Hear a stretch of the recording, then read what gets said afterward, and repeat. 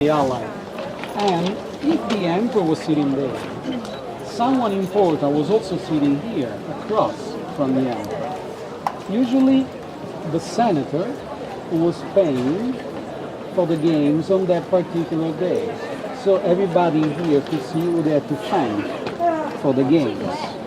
So the emperor and the senator across. Now, under us, there's something here. There's a tunnel. There's a tunnel right under us which goes across the street to the hill on the outside. The zoos were there. So the zoos were connected by an underground tunnel. So some of the animals were brought in using a tunnel which is right under us. Then there's another one which goes out their way, still underground, to the schools.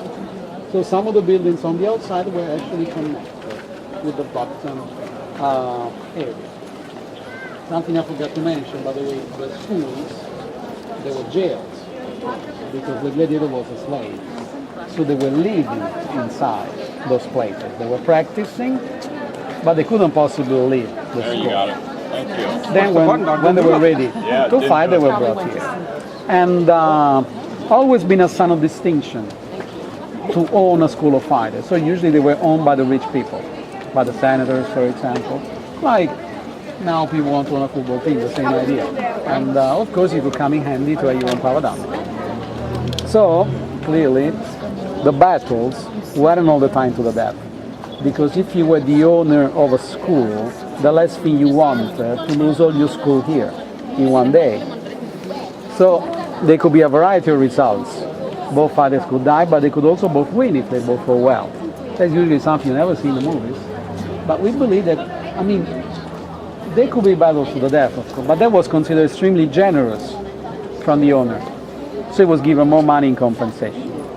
What we know is that the fighter would always fight one-on-one. So people could box.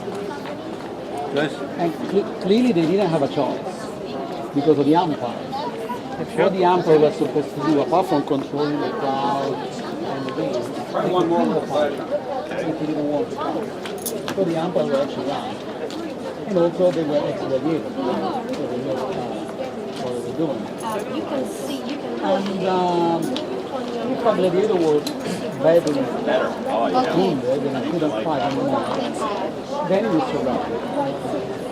And the fate was absolutely revealed. Therefore, we know that the emperor's decision is fine. But we still don't know for sure if he would die. We're probably familiar with the death. But the problem is that we have so many people here. Like, as you know, this is supposed to be killed.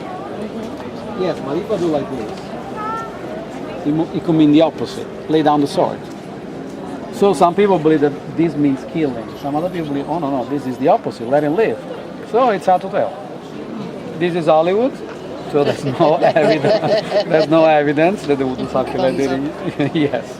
So, you know, there are things we know, things we are not so sure about. And of course, when you come to this place, you always want to try to imagine how it could be when Rome was imitated, with all the marble, all the decoration. This place must be spectacular.